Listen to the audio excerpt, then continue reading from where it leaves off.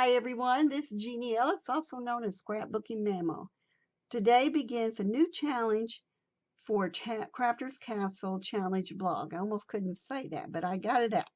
Anyway, this is a month for another new digital kit by TaylorMade Cards for You. Each month, TaylorMade Cards for You sponsors the Crafters Castle Challenge blog. The kit that the designers use will be the prize for the winner of that month. So make sure that you check out the links below so you can join in on the Crafters Castle Challenge blog, and you can also check out TaylorMade Cards for You. Now, this is open internationally to everyone, open here, open everywhere, because it is a digital kit.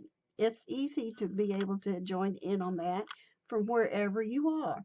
And it's open to all crafts and all skill levels. It does not have to be paper cards. It doesn't have to be certain items. It can be anything that you want uh, for all skill levels. Check out also the rest of the design team's YouTube channels where you'll get more ideas and you'll get more inspiration for this month's kit. Again, you can purchase this kit over at TaylorMade Cards for You shop. Link is in the description box below. So now to get started on my kit using the English Garden Kit. Okay, now I am going to put in here in a few seconds the promo sheet for this kit, English Garden Kit, because I want you to see what I am working with.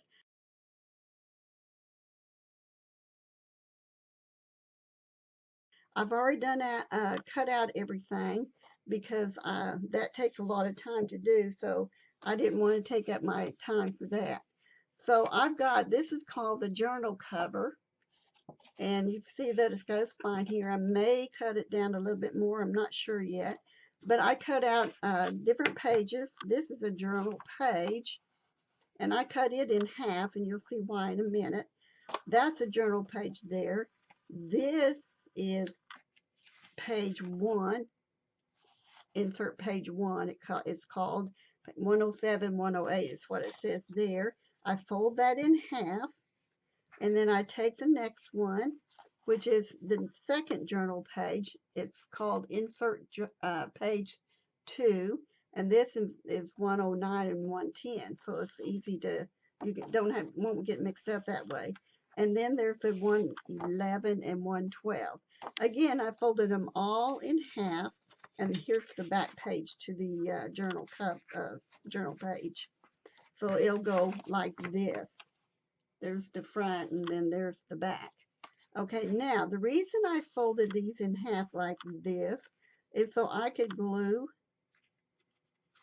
this piece to this page. And then this will be over this way.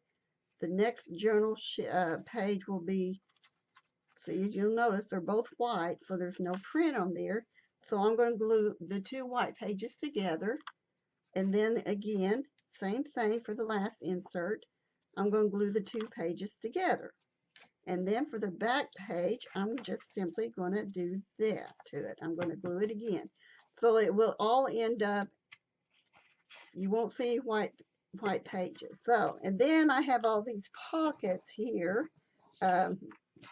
There's one pocket page, but you can print them multiple times. I shortened these because each of my pages, I meant to tell you this, mine are 9 this way, lengthwise, and up, widthwise, and height-wise, it is 6.5. So it's 9 by 6.5, and then folded in half, which means each page is going to be 4.5 by 9.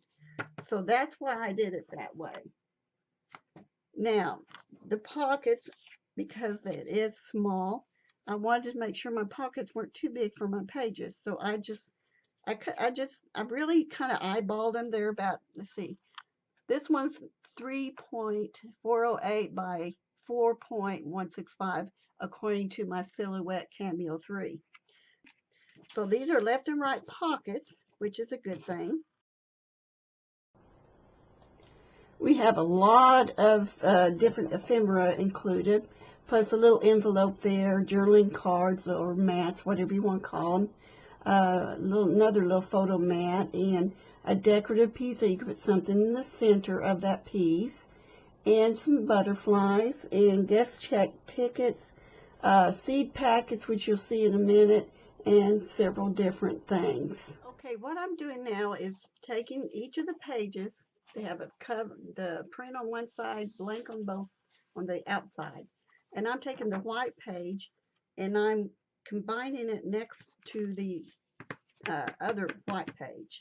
So in other words, I have a blank page here now, and I have the print here, and I had a blank page here, and I put the white to white together, and then I took them and I'm doing this to get them aligned.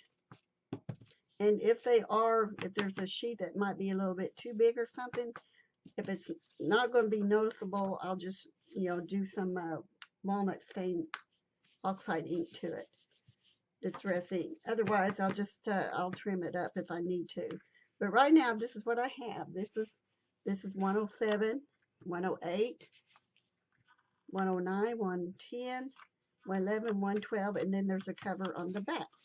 So now what I got to do is take my cover for the front side, that is. So I'm going to put this on the front so there won't be a white page here.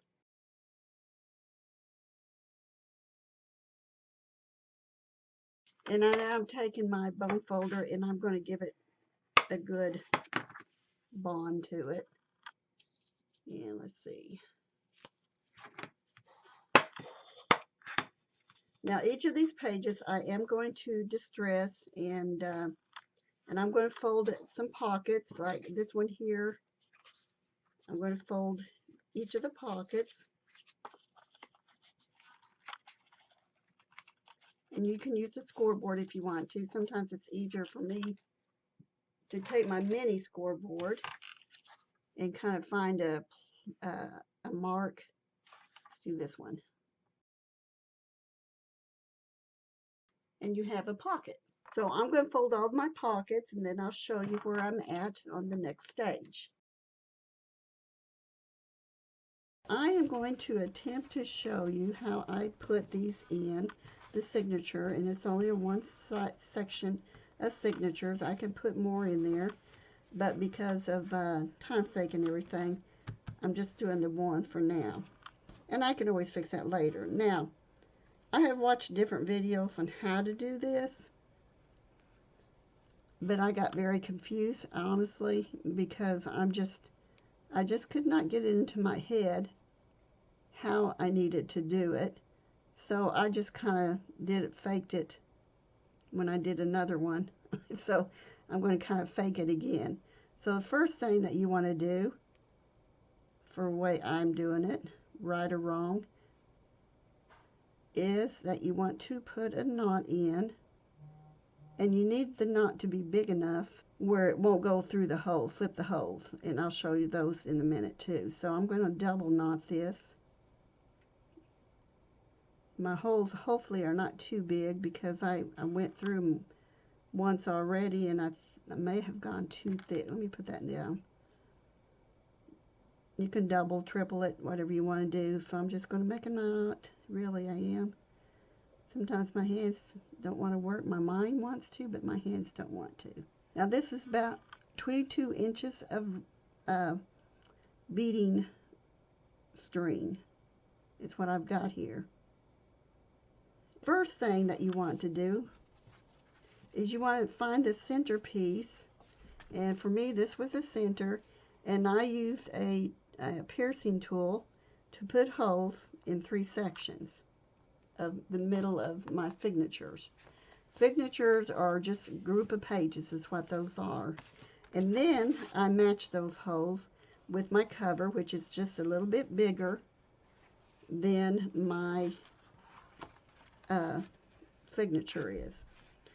So the first thing that you want to do is I'm going to hide my knot. There.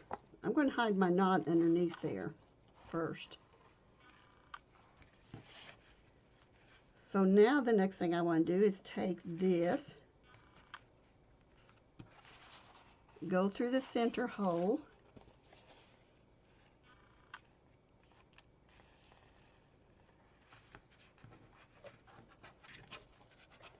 and I want to kind of pull it tight.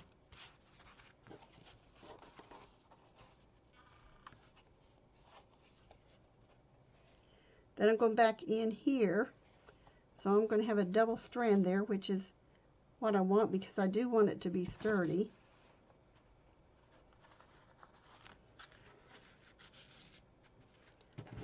So there's that. Then I'm going to take this, oops, I'm going to go in here, kind of go underneath it, and I'm going to try to get a loop in there so I can make a tie, a little knot. Just kind of wrapping it around is what I'm doing. So there's that, and I have that there. So then I want to go back down this way.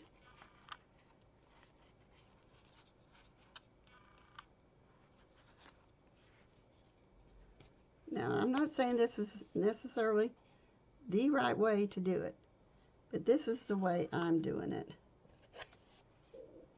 Because I really had a hard time. I don't know why. Now, I didn't have an awl. I just used my piercing tool. Oop, okay, there we go. And made my holes. So there we have that. And I'm going to tie it off down here. We'll make sure I have it tight back there. You don't want it to be loose.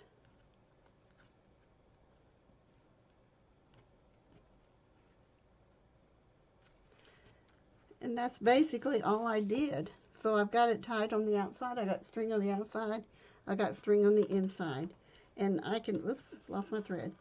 And I can do that twice if I want to, as far as the knot goes down here, which I probably will. I think I will. I'm pretty sure I will. In fact, I will. Because I want it to stay where it's supposed to be. So now we have our signature in there.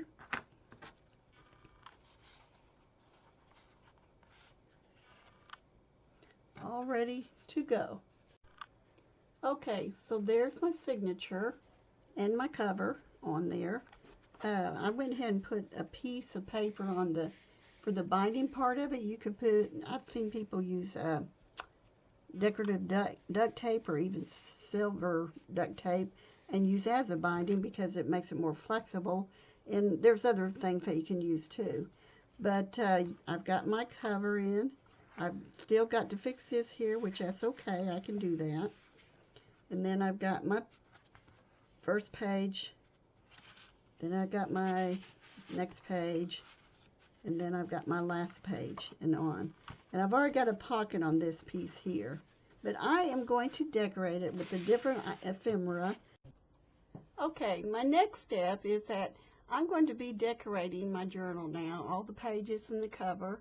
And I'm going to do minimal decorating to the pages because I don't want to take away from the journal itself, the beautiful papers. So just sit back and relax, and you can fast forward different parts if you want to. That's totally up to you.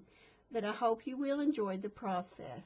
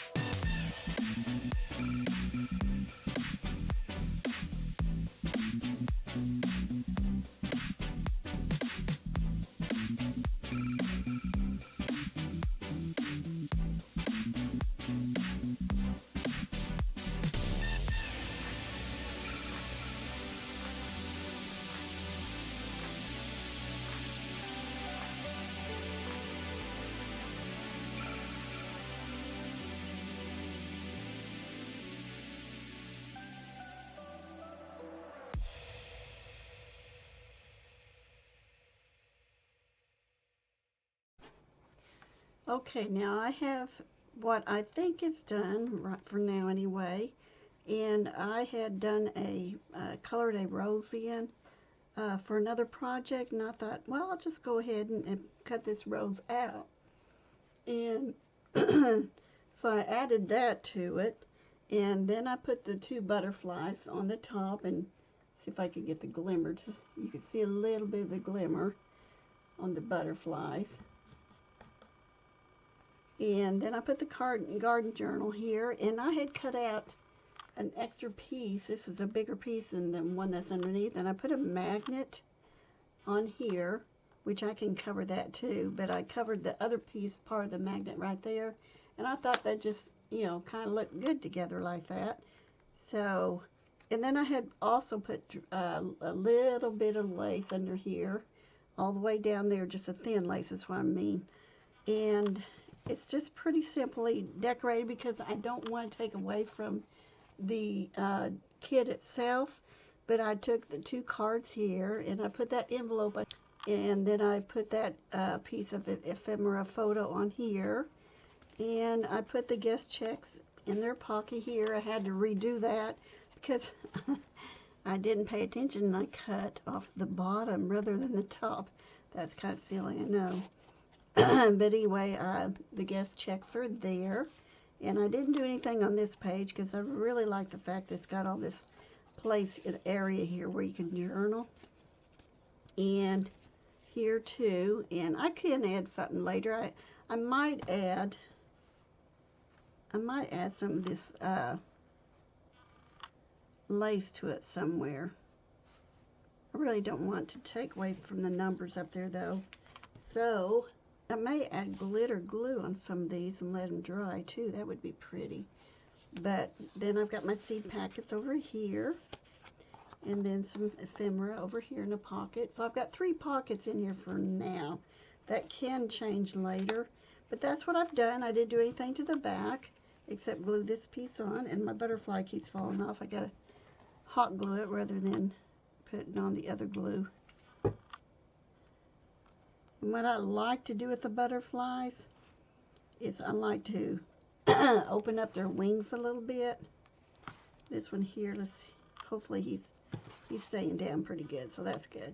But that way I can open up their little wings and stuff. And I think that's it. I'm going to call it done, and I'm happy with it.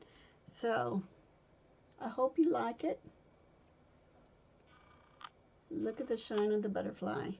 And thank you for watching. Be sure you check out the description box below for the link to the shop and to the kit. And make sure that you check out, go to the Crafters Castle Challenge blog and enter there, where your kit, your prize, if you win, will be this kit. Very, very fun and beautiful kit. So thank you for watching. Have a great day. Bye for now. Many blessings.